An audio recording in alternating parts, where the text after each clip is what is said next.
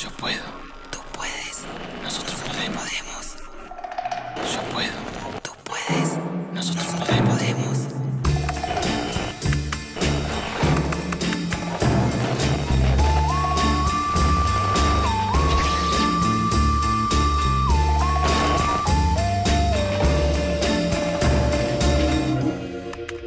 El poder está ahí, en vos, en la calle, en tu vida. El poder es un medio, no un fin, para transformar, crear, crecer.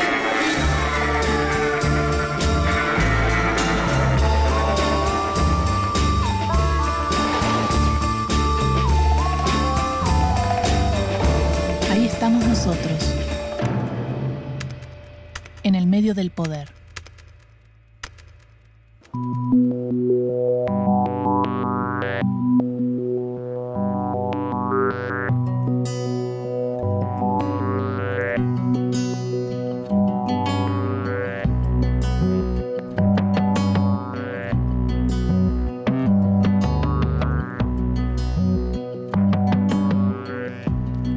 Desde chicos nos presentan a la historia como un absoluto incuestionable, como un todo que define nuestra identidad. Si bien esta afirmación no es del todo falsa, el oficio del historiador esconde distintos puntos de vista que amplían la discusión en torno a la historia. ¿Qué es la historia? ¿Y cuál es su incidencia en el relato de una época? Hoy se respira viento sur, ese que nace del frío. Horno de barro calienta el sol de los lugares perdidos. Bueno, recurriendo a una vieja definición, la historia es la política pasada.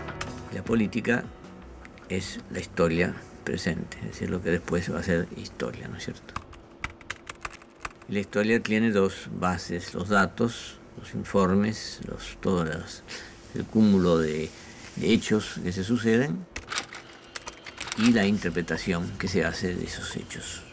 En el primer caso, los hechos, uno puede ser muy riguroso, y en el segundo caso, con respecto a la interpretación, está de por medio, lo quiera o no lo quiera, la concepción que el historiador tiene sobre los hechos que se han producido, es decir, su propia ideología. El que escribe el pasado tiene un poder muy grande que no ocurre, por ejemplo, con un sociólogo, ¿no? Es una ciencia moderna y nadie se hace mucho drama con lo que dice un sociólogo. Pero desde tiempos inmemoriales, digamos desde Homero, ¿no?, da la impresión de que esos relatos sobre el pasado tienen una capacidad de formar. Los historiadores, los que escriben sobre el pasado, sean historiadores o poetas, porque Homero era un poeta, tienen una capacidad performativa muy grande, una capacidad de hacer la cabeza de la gente. Hay historia de la vida cotidiana, hay historia de las mujeres, hay historias del movimiento obrero, hay historia de la política, hay historia de la nación. Hay distintas narrativas que constituyen distintas historias. También hay historias distintas en el sentido del tipo de explicación que sustenta esas narraciones. ¿Qué significa el tipo de explicación? El tipo de explicación en el sentido de que cómo se eligen un conjunto de hechos como hechos relevantes para constituir un relato, qué tipo de documentos se insiste en tomar y qué tipo de valoraciones se ponen en juego en cada una de esas historias. En ese sentido tendríamos muchas historias efectivamente ocurridas, tendríamos muchas historias en el sentido que se refieren a distintas dimensiones de la vida social y tendríamos también historias diversas en el sentido que constituyen marcos interpretativos, ideológicos y políticos distintos.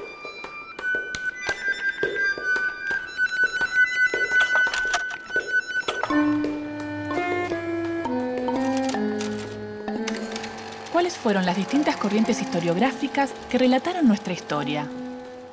Siglo XIX, 1857. Bartolomé Mitre escribe su primer libro, La Historia de Belgrano. Años más tarde, publica La Historia de San Martín, considerada una obra fundadora de la historiografía nacional. Mitre también será presidente de Argentina, ideólogo de la Guerra de la Triple Alianza y fundador del diario La Nación. Siglo XX, 1916. La irrupción del radicalismo en la política argentina, sus luchas y su ascenso al poder da lugar al surgimiento de una nueva corriente historiográfica, la nueva escuela histórica. Emilio Ravignani, Dardo Corbalán y Diego Molinari reivindican distintas facetas del accionar de algunos caudillos, pero conciliando esto con la historia mitrista predominante. 1930. Surge el revisionismo histórico en la Argentina. Esta corriente defiende la figura de los caudillos federales, considerados por la historia oficial como símbolos de atraso político y cultural.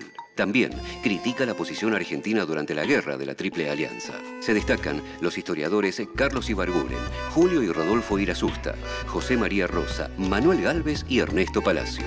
1935. Se funda la Fuerza de Orientación Radical de la Joven Argentina. Forja y sus integrantes hacen una interpretación de la historia desde el pensamiento nacional. Así, Arturo Jauretche, Manuel Ortiz Pereira y Raúl Scalabrini Ortiz reivindican la línea revolucionaria de Mariano Moreno y critican la línea oligárquica de Rivadavia. 1939. Aparecen algunos historiadores con perfil propio, capaces de elaborar interpretaciones con mayor equilibrio, como José Luis Busaniche, que publica Rosas visto por sus contemporáneos, San Martín vivo y su inconclusa pero voluminosa Historia Argentina. 1955. Tras el golpe de Estado, surge la corriente de historia social, de perfil socialdemócrata, liderada por José Luis Romero, que había publicado Las ideas políticas en Argentina. 1968. Rodolfo Ortega Peña y Eduardo Luis Duhalde publican Facundo y la Montonera, sobre la vida del caudillo Facundo Quiroga. Se visibiliza el nuevo ascenso de masas populares, trabajadores y estudiantes de vanguardias políticas que escriben la historia. Siglo XXI, 2004. Felipe Piña publica Los mitos de la historia, que es bestseller y populariza la historia marcando los hechos que se ocultaron y mostrando una interpretación más cercana a la historiografía revisionista y nacional.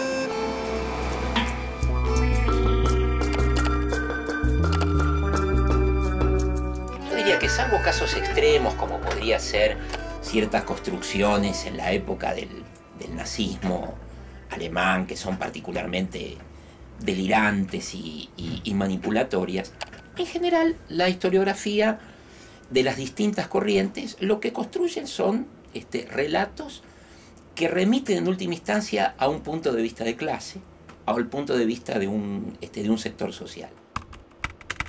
Nadie puede acusar a otro de manipular los hechos. O sea, los hechos ni se ocultan ni se manipulan.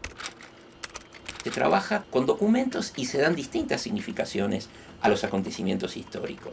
En la historia liberal es posible que la llamada conquista del desierto tenga una significación positiva, valorativa y esté puesta en un primer plano. En una narrativa revisionista peronista, probablemente el 17 de octubre de 1945 tenga una relevancia extraordinaria que quizás no la tenga en un relato de historiografía de izquierdas, donde, por ejemplo, el cordobazo jugaría un rol central y en la historia escrita por un liberal, el cordobazo sería como una suerte de acontecimiento marginal a fines de la década del 60 que sería prontamente superado.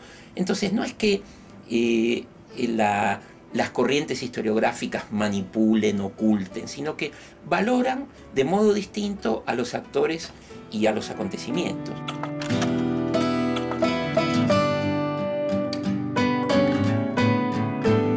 Museo del Bicentenario de la Casa Rosada. Voy a recorrerlo con el historiador Javier Trímboli.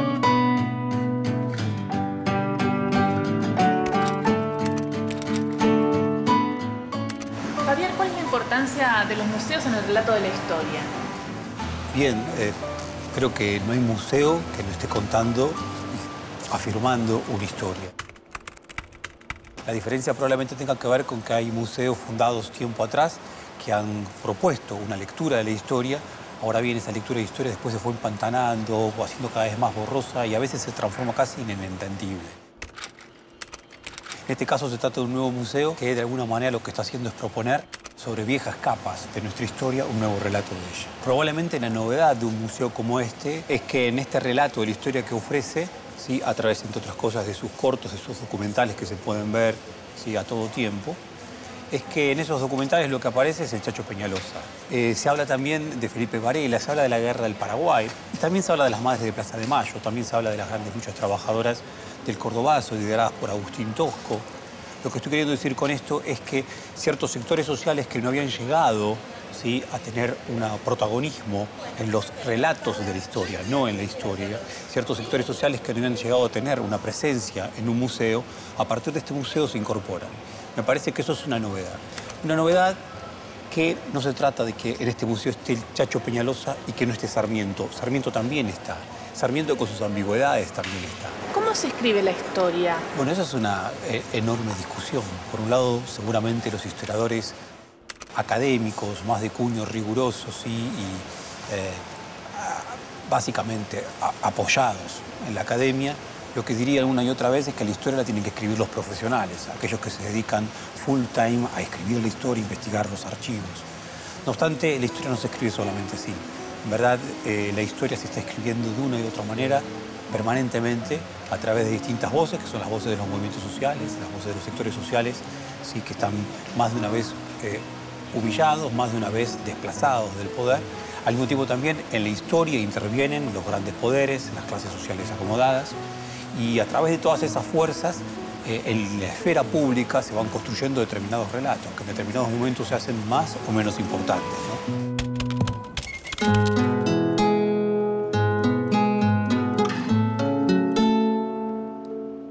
Con la historia ocurre lo siguiente. Los que escriben la historia pueden ser los historiadores llamados profesionales, aquellos que van a la Facultad de Filosofía y Letras y cursan la carrera de la historia, que no es tan común porque en general ocurre que los que se reciben de profesores de historia, más bien dan clases de historia. Por lo menos esta es la experiencia argentina. Y en otro aspecto están los que llamaríamos historiadores militantes, es decir, que va a la historia por una necesidad política, por una necesidad de entender el país y entenderse a sí mismo. Entonces se da el fenómeno de historiadores que son abogados o que son economistas. Finalmente son reconocidos como historiadores, aunque los historiadores profesionales consideran que historiador es únicamente aquel que recibe el diploma de la universidad, ¿no es cierto? ¿Quiénes son entonces los historiadores profesionales? Bueno, es un grupo de gente, en primer lugar, y yo me incluyo entre ellos, yo me defino como historiador profesional, que no pretendemos de ninguna manera tener el monopolio de la escritura o de la narración del pasado. Para mí el punto más importante es, en la historia, como en casi cualquier ciencia hoy, sabemos que la verdad no existe. No le podría decir los historiadores somos los que escribimos la verdad porque es absolutamente falso. Entonces, los historiadores, como los médicos finalmente, tenemos un criterio que podríamos llamar convencional. Convencional quiere decir que si uno dice algo, tiene que ponerlo ante los ojos de sus colegas para que le digan, no si está bien, porque probablemente hay distintas opiniones, pero para que le digan si lo que uno dice está dentro del rango de las cosas que se pueden decir. Muchas veces los historiadores académicos suponen que pueden sacarse de encima la política. Suponen que su narración, suponen que sus textos están más allá de la política y por lo tanto también de esos intereses sociales enfrentados. Buscando la objetividad. Buscando cierta cientificidad, cierta objetividad, cierta posibilidad neutra, a veces aséptica. ¿Sí? Estoy por supuesto generalizando y no siempre es tan así, no obstante es la línea general.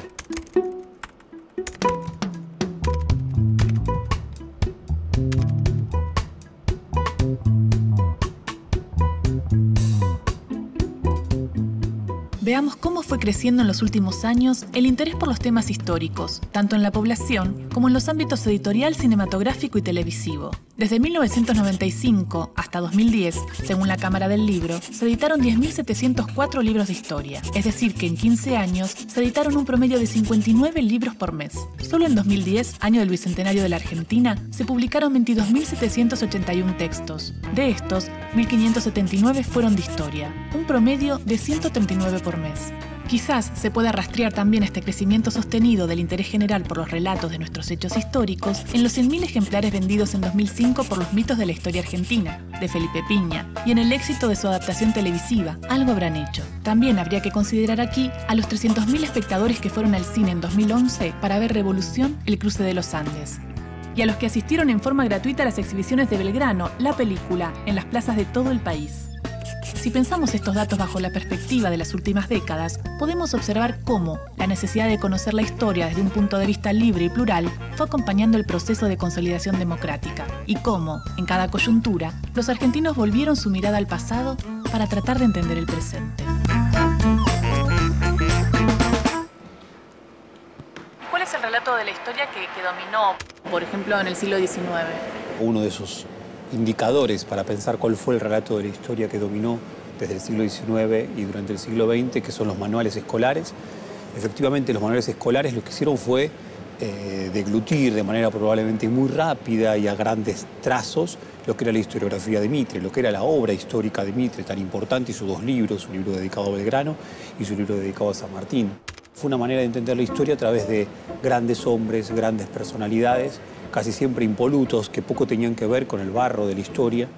Cuando Mitre escribe esta historia entre la década de 1860 y 1870, se trataba de construir una nueva Argentina que diera la espalda a esa sociedad criolla que bien podía ser abandonada en pos de un futuro que en ese momento, a través de la lógica de los inmigrantes que llegarían, ¿sí?, harían del argentino un paraíso liberal. Me parece que es interesantísimo el hecho de que nuestro primer gran historiador, aun cuando uno sea crítico de él, es Mitre, que fue presidente argentino. Lo mismo podría decir de Sarmiento, que nuestros primeros presidentes constitucionales, bien, hayan sido hombres de armas tomar y al mismo tiempo hayan sido hombres que hayan escrito la historia, nos muestran cómo entre historia y política hay permanentemente entrecruzamientos.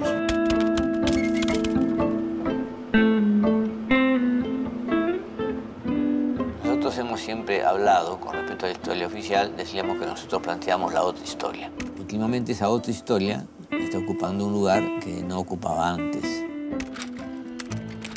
La vieja historia está en las calles, está en las plazas, pero la historia revisada desde un punto de vista popular, pensando, sosteniendo que el protagonismo popular es fundamental en la historia y que la historia debe ser cada vez más latinoamericana, la historia que ha ido ocupando espacios en los últimos tiempos.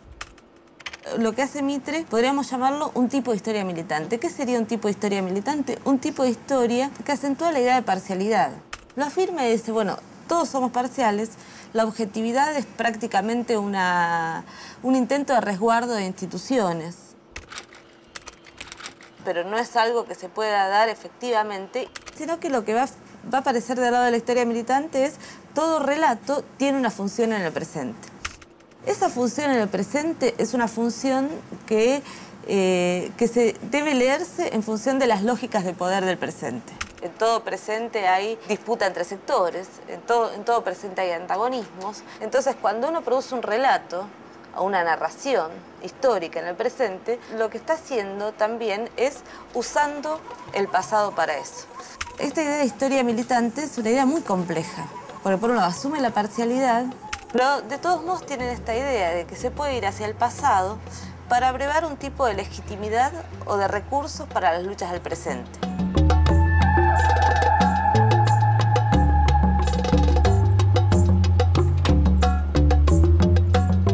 Las celebraciones de hechos históricos muchas veces sirven como espejos para comparar el pasado con el presente y configurar así el devenir de la historia. Cada gobierno, a su manera, trató de determinar, según su visión, el alcance y la profundidad que un acontecimiento histórico puede tener en la sociedad y su tiempo. El centenario de la Argentina, por ejemplo, se festejó desde el modelo imaginado por la élite gobernante desde 1880. Se celebraba la tradición nacional y la identidad ciudadana en formación en aquel Buenos Aires que soñaba con ser la París de América del Sur. Sin embargo, otras voces sonaron. El anarquismo y el socialismo representaban a un gran sector del mundo laboral. Así, entre las luces que iluminaban el centenario, estallaban viejas y nuevas aspiraciones, las de los sectores más tradicionales que luchaban por permanecer en el poder y las de los sectores emergentes, que soñaban con otra Argentina. 4 décadas más tarde, el presidente Juan Domingo Perón declaró en 1950 el año del Libertador General San Martín, por conmemorarse el centenario de su muerte. Aunque durante años se había destacado al prócer como un héroe, el peronismo rescató este hecho histórico para hablar del San Martín hombre, del general valiente y sus ideas. A través del Libertador, el peronismo articuló un discurso nacional y resignificó el concepto patria, término que hasta ese momento había sido apropiado por los sectores de la élite. Otro episodio interesante para pensar estas cuestiones es el que ocurrió en 1979, en plena dictadura militar, cuando se cumplieron 100 años de la llamada Conquista del Desierto. Mediante la forma en que la dictadura eligió recordar el evento, se intentó poner al presidente de facto, Rafael Videla, en una tradición compartida con Julio Argentino Roca. Lo que los militares denominaban la subversión, aparecía en sintonía con la barbarie indígena. Videla y Roca, entonces, aparecían como los hombres providenciales que habían salvado a la nación de la barbarie, con 100 años de diferencia. Por último, y más cercano en el tiempo, el Bicentenario en 2010 significó también una lectura del pasado, una revisión que colocó en primer plano actores postergados, como los pueblos originarios y los trabajadores y sus luchas obreras. Produjo una mirada nueva sobre protagonistas del pasado reciente, como los excombatientes de Malvinas, y trajo al centro de la representación estatal a las madres y abuelas de Plaza de Mayo. Los 4 momentos tienen diferencias y hablan de situaciones bien distintas del país, pero hay algo que los une, y es que son intervenciones sobre el pasado que intentan construir un relato histórico que legitime sus ideas en el presente. Es decir, hablan tanto del pasado como de las condiciones del presente en que son producidos. Javier, entonces, ¿cuál es el poder de la historia? Bien, el poder de la historia creo que radica en la capacidad de producir una memoria colectiva. Sencillamente eso. Es imposible vivir en sociedad, es imposible la constitución del humano sin memoria. Y en particular la historia lo que hace es producir una memoria colectiva que nos permite tener determinados entendimientos. Por lo tanto, es su enorme poder.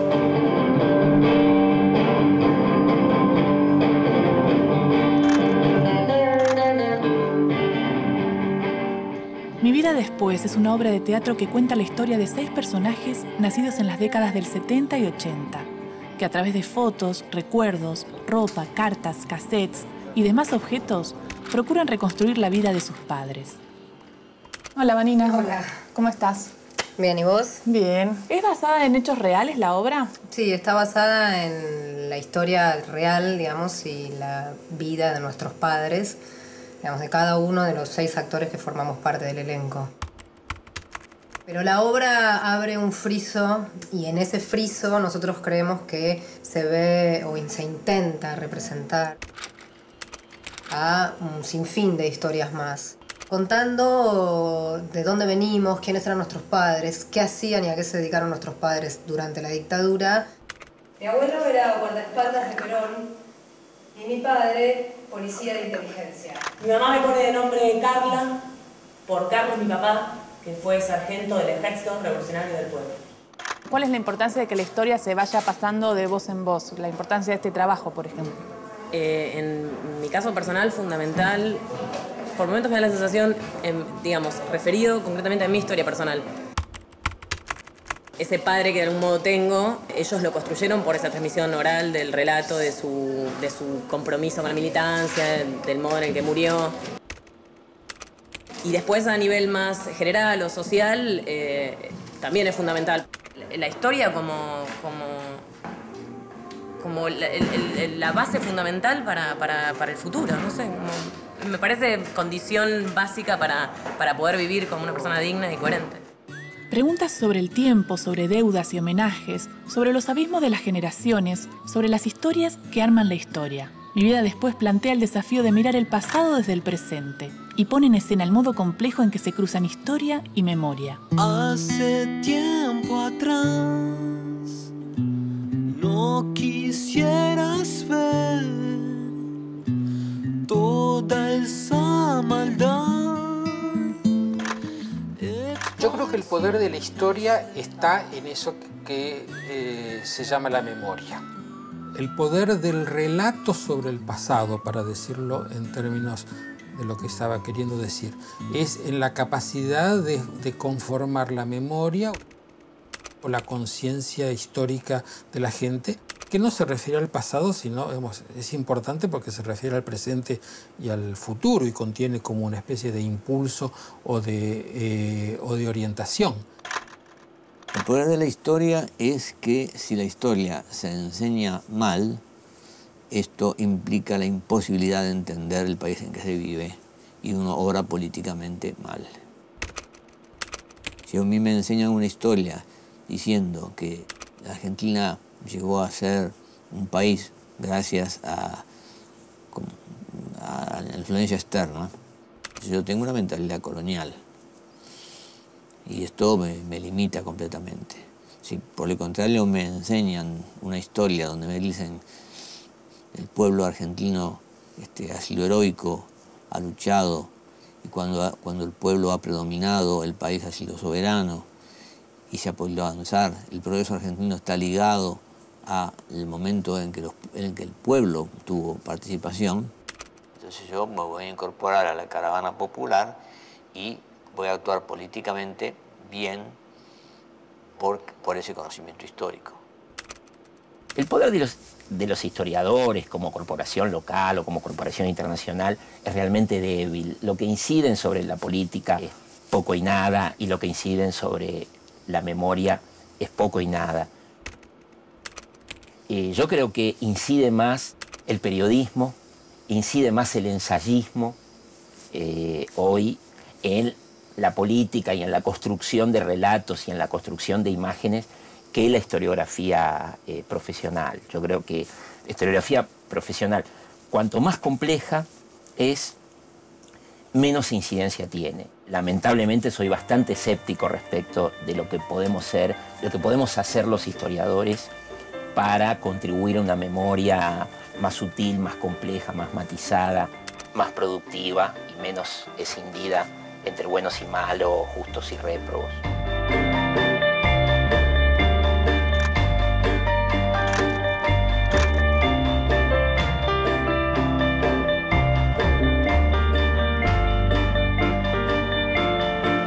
Esto que acabas de ver es un programa de televisión, donde tuvimos el poder de comunicar una idea. Hacerse cargo de que cada uno tiene su poder conlleva mucha responsabilidad. Todos lo ejercemos. Cuando votamos, nos movilizamos, participamos o simplemente en nuestros actos cotidianos. Nosotros somos responsables de este espacio de poder. ¿Y vos? ¿Qué haces con el tuyo? Pienso en el destino, lo que hice o lo que haré, a ver qué hay para comer. En las bolsas ropa, libro con los libros, remedios vencidos. Pienso en el destino,